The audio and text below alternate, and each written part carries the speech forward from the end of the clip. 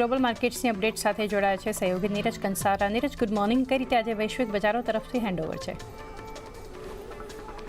જી good morning Chandni. આમ તો overall આપણને જે સંકેત મળી રહ્યા છે થોડાક પોઝિટિવ છે, પરંતુ શુક્રવારના દિવસે અમેરિકાના બજારોનું જે ક્લોઝિંગ આવ્યું હતું એ થોડુંક ઘટાડા તરફી હતું. ખાસ કરીને ડાઓ, નાસ્ડેક, S&P 500 ત્રણમાં આપણને ઘટાડો જોવા મળ્યો હતો. 200 પોઈન્ટ જેટલો ડાઓની અંદર ઘટાડો હતો.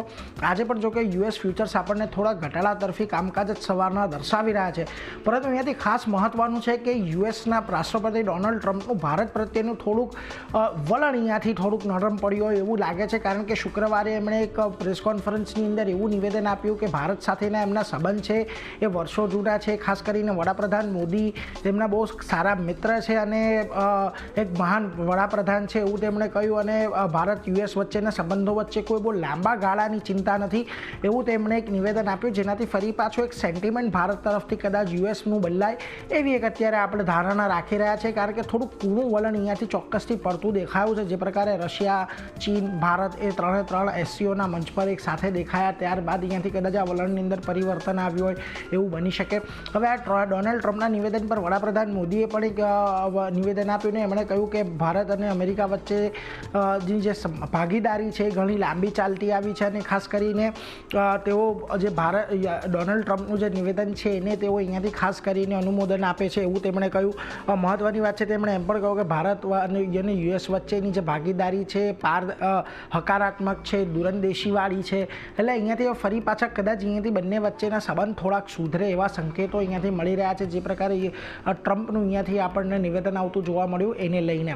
હવે આ બધાની વચ્ચે ખાસ કરીને USની અંદર જે વ્યાજદરો ઘટાડવાની વાતો ચાલી રહી છે, 17મી સપ્ટેમ્બરના દિવસે આપણને US ફેડની બેઠક યોજાવાની છે, ત્યારના પર આવે તો અહીંયાથી બજારને 17 સપ્ટેમ્બરે દર ઘટવાની એક આશા તો છે, પરંતુ હવે 11% લોકો એવું માની રહ્યા છે કે 0.5% જેટલો એક વ્યાજદર કાપ આપણને કદાચ આવતો જોવા મળે, અને 65.3% લોકો તો એવા પણ છે કે સપ્ટેમ્બર નહીં પરંતુ ડિસેમ્બરની અંદર જે ફેડની બેઠક થવાની છે એમાં પણ એક વ્યાજદર કાપ આવે તેવું અત્યારે માનીને ચાલી રહ્યા છે.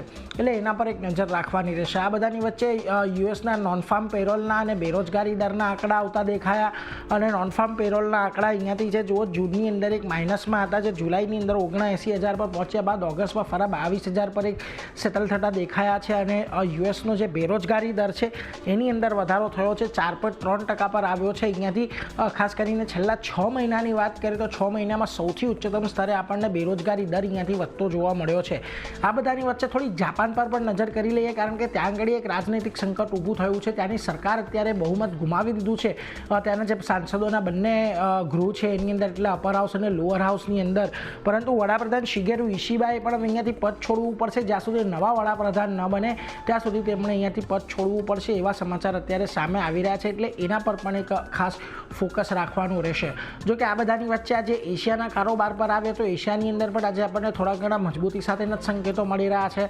જુઓ નિક્કેઈની અંદર જાપાનમાં ભલે આપણને એક રાજકીય સંકટ જોવા મળી રહ્યું હોય, પરંતુ ત્યાં એક સારી તેજી આજે છે. તાઇવાનની અંદર 5%નો ઉછાળો છે. કોરિયા આજે પોઝિટિવ છે. આ ઉપરાંત શાંઘાઈ, હેંગસેંગ અને સ્ટ્રેટ ટાઈમ્સ પર આવો તો અહીંયા તમને થોડોક મિશ્ર કારોબાર જોવા મળી રહ્યો છે, પરંતુ એટલો મોટો કોઈ ઘટાડો અત્યારે શાંઘાઈ ને હેંગસેંગની અંદર આપણને સ્ટ્રેટ ટાઈમ્સની અંદર જોવા નથી મળી રહ્યો.